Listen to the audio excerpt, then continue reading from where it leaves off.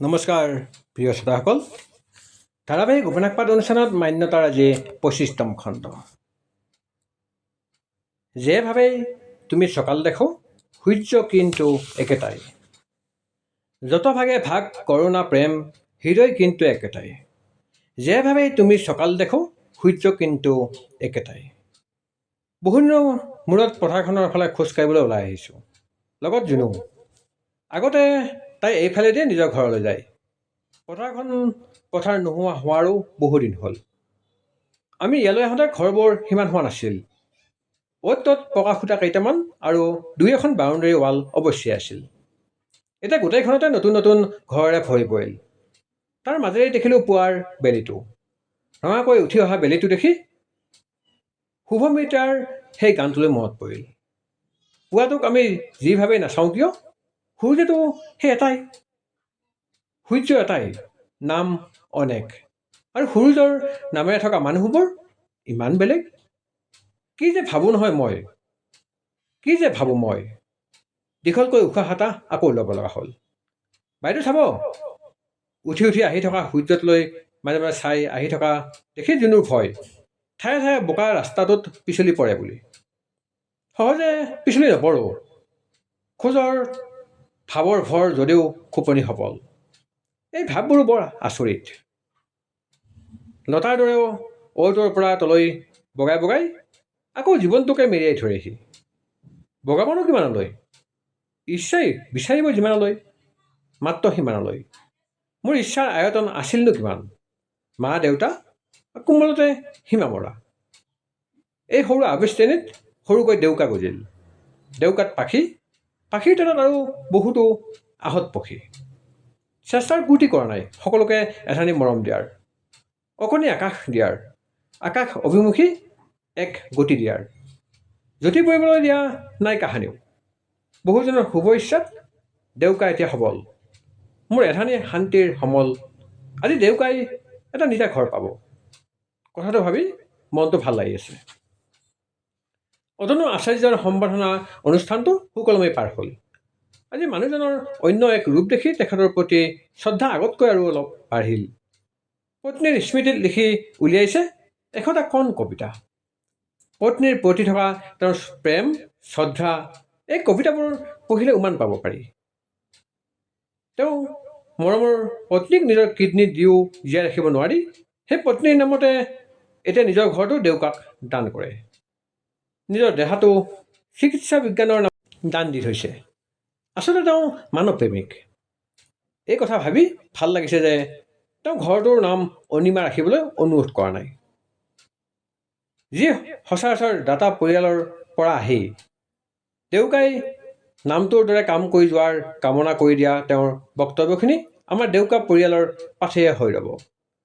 কাগজ পত্ৰবোৰ সুৰক্ষিতভাৱে ৰখা, লেপটপত সকলো তথ্য নিৰ্দিষ্ট ফাইলত ছেভ কৰা আদি কামবোৰ কোমলে কৰিছে।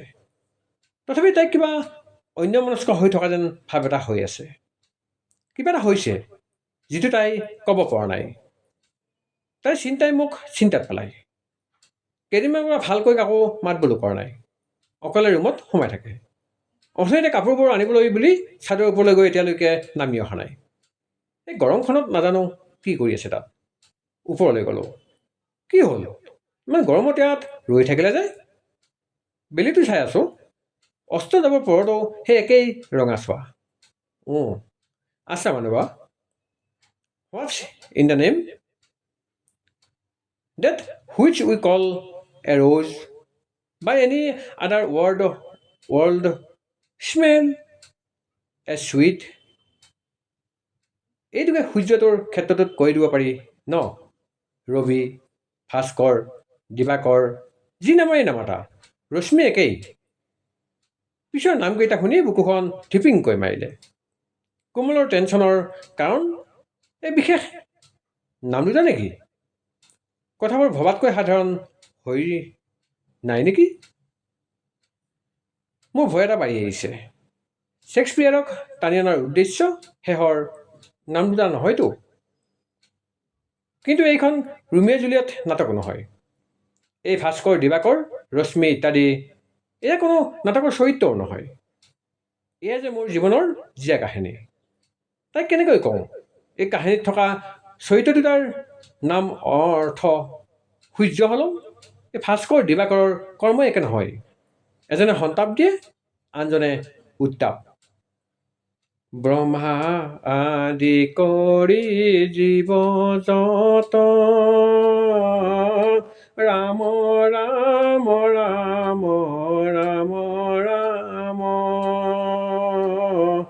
মায়া হৈ যামাজে আশ্ৰয় ঘুমতি যায়।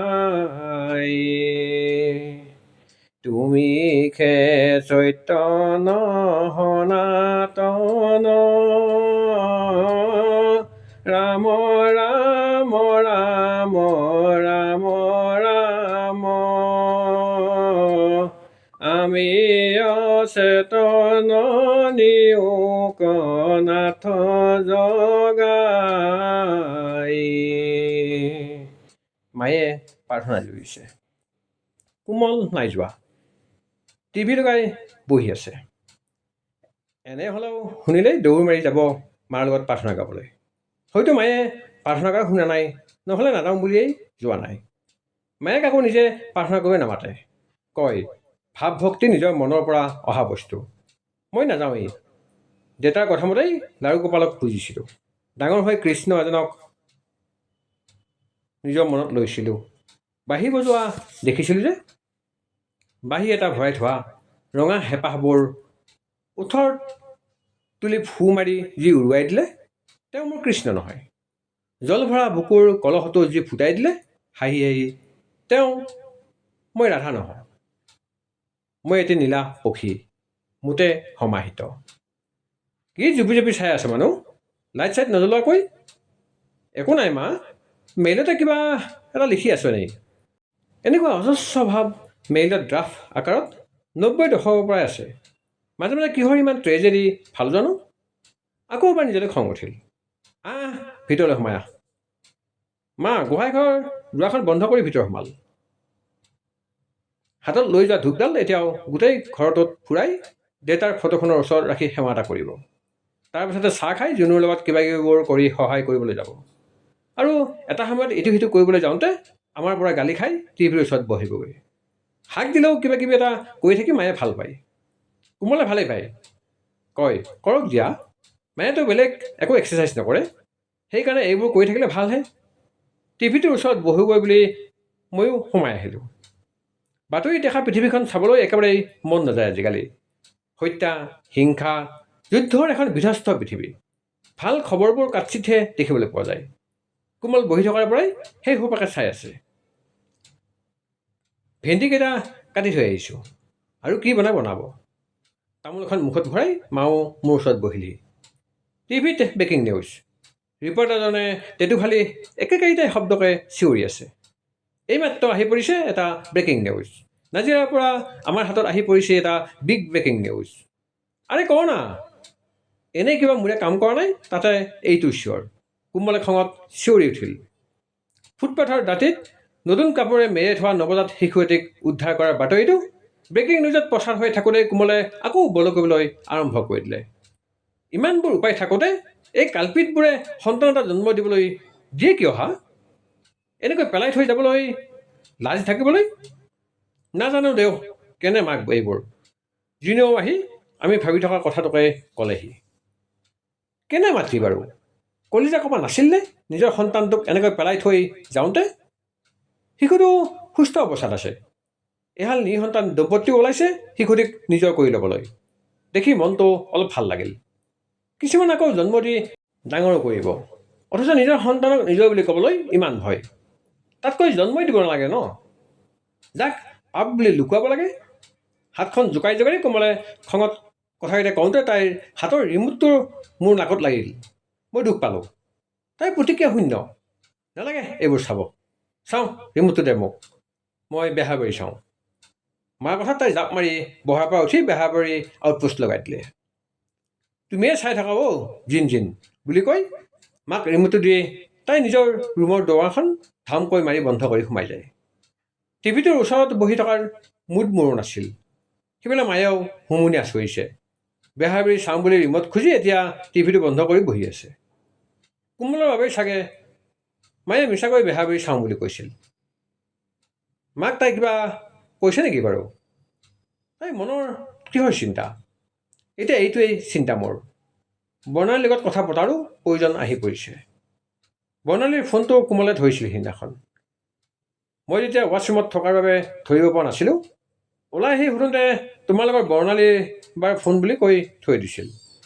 কি কৈছিল বুলি সুধিবলৈ সুবিধা নিদিয়াকৈ তাই লৰালৰিকৈ স্কুটিৰ চাৰিবাট ওলাই লৈ গুচি গৈছিল। কি বা কথা পাতিলে কোমলৰ লগত সেইদিনা? এই বৰ্ণালীজনীয়ে ফোন কৰে কিয়? ৰুমলৈ আহিলোঁ। এনেই মানুহ আছে যাৰ লগত কৈ দিলে মোৰ সমস্যাবোৰ সৰু হৈ পৰে। ফোন নকৰিলেও মেছেজ কৰাই ভাল হ'ব। ফ্ৰী আছে যদি লগে লগে ৰিপ্লাই দিব। বৰ ভাল লাগে এনেকৈ তাৎক্ষণিক সঁহাৰি পালে। নহ'লে মেছেজ ব্লু নোহোৱালৈকে সেইটোকে চাই চাই অধৈৰ্য হৈ পৰোঁ। ইমজিৰ সহায় ল'লোঁ। লগে লগে ৰিপ্লাই আহিল, মুড অফ। অঁ, কিয়? কোমলে বৰ্ণালীৰ লগত কথা পাতিছিল বাবেই? অঁ, তাই এতিয়া এডাল্ট আৰু তোমাতকৈ বহুত বেছি বুজন। চিন্তা এৰা আৰু মোৰ প্ৰশ্নৰ উত্তৰ দিয়া। ধেমালি এৰা। চিৰিয়াছ কথাৰ মাজত ধেমালি মোৰ ভাল নালাগে। তুমি হা বা না কোৱা, মই শুনিবলৈ সাজু। কিন্তু এই মধ্য বয়সত যি কথা তোমাক ক'বলৈ মই সাহস কৰিছোঁ, তুমি কেৱল ধেমালি বুলি নক'বা। Debu, empathy is always welcome, but I hate sympathy, okay? Oh' just shut up মানুহ। মই তোমাক কোনো পুতৌ কৰিবলৈ যোৱা নাই। তোমাৰ প্ৰতিটো দুখক সুখক মোৰ বুলিয়েই মানি আহিছোঁ। বাই। কি কওঁ? একো ভাবি পোৱা নাই।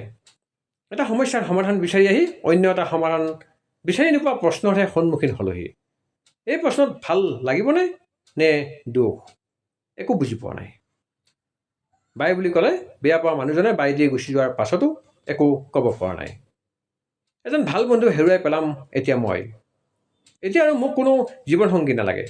সুহৃদয় হৈ থাকিলেই হ'ল। তেওঁতো আছিলেই তেনেকৈ আজি অত বছৰে। মইহে বেলেগ কোনোবা ছোৱালীক একপক্ষীয়ভাৱে ভাল পাই আহিছে বুলি ভাবি একো দেৰি হোৱা নাই বুলি সুধি দিয়া কথা বুলি কৈ আছিলোঁ। মোক নিষ্পাপ ধেমালিৰ চলেৰে যি কৈছিল সেইবোৰ তাৰমানে তেওঁৰ মনৰ কথাই আছিল।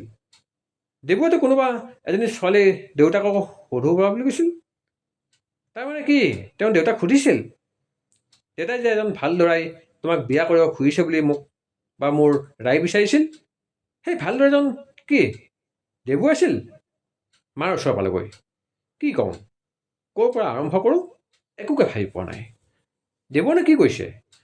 মায়ে দেখোন নিজে উলিয়ালে। মায়ে কেনেকৈ জানিলে মই যে দেবুৰ লগত কথা পাতি আহিছোঁ? মাকো কৈছে নেকি কিবা? কোমলৰ খং কিয় উঠি আছে? কোমলেও কিবা ভাবিছে নেকি? ইছ ৰাম, মায়ে কি ভাবিছে? মায়েনো দেবুৱে কি কথা কোৱাৰ কথা সুধিলে? ভাবি থকাতকৈ সুধি দিলোঁ, মা, দেবুৱে বৰ দেখোন সাংঘাতিক কথা এটা কৈছে। তোমাক কি বুলি কওঁ একো ধৰিব পৰা নাই। দেবুৰ কথা নালাগে, তোৰ কথা ক।